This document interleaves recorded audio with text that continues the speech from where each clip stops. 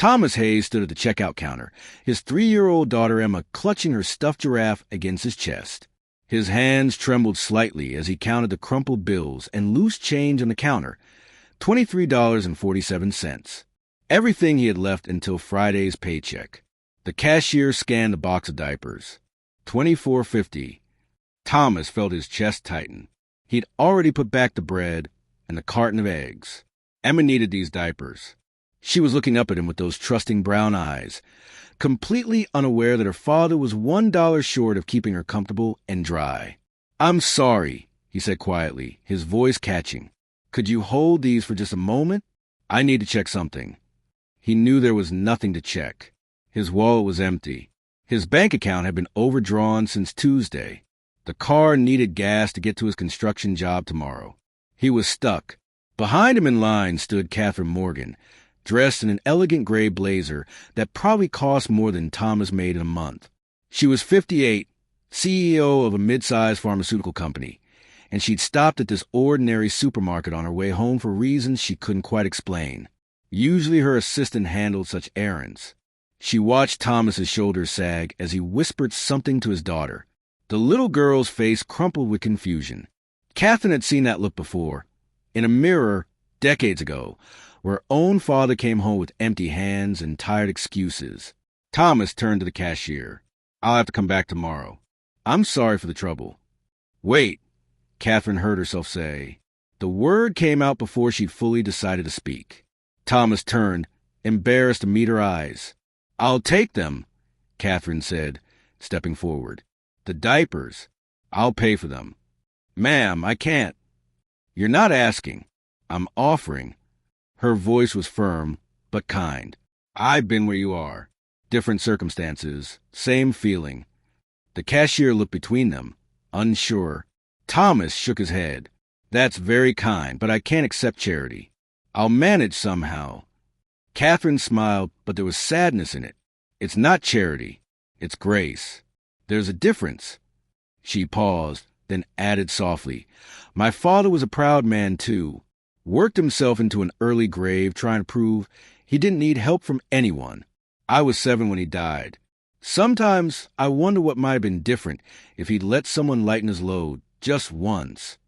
Emma squirmed in Thomas's arms, sensing the tension. "Daddy, I'm tired." Catherine reached into her purse and pulled out her credit card, but Thomas gently touched her wrist. "Why would you do this for a stranger?" "Because 30 years ago, I was a single mother with a baby and 50 cents in my pocket," Catherine said, her eyes glistening. "A woman I never saw again paid for my groceries that day, told me to pass it forward when I could. I've spent 3 decades building a successful company, but I've forgotten what it feels like to be human, to connect with someone real."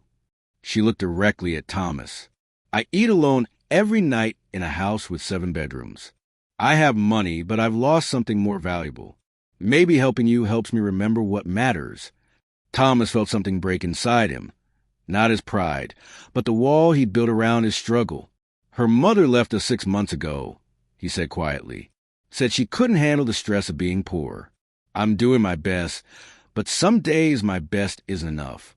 "Your best is enough," Catherine said firmly. "She doesn't know that yet, but one day she will.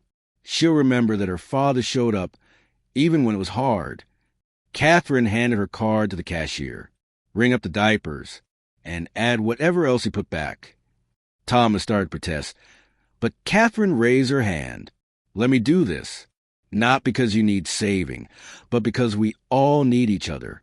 That's what I've forgotten sitting in boardrooms and corner offices. Connection isn't weakness. It's what makes us human." The cashier rang up the items.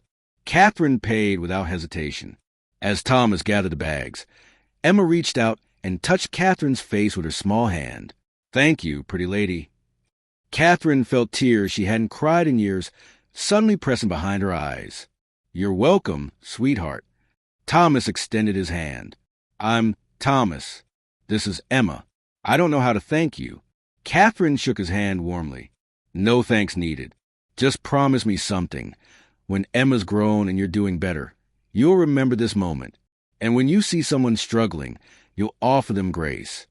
"I promise," Thomas said, and he meant it. As Catherine walked to her car, she felt lighter than she had in years. She realized she'd been so focused on climbing higher that she'd forgotten to look around at the people beside her. Success meant nothing if you had no one to share it with, no one to help when they stumbled. That night, Thomas tucked Emma into bed with fresh diapers and a full stomach. He told her about the kind lady who helped them. "Remember this, baby girl," he whispered. "Remember that people can be good."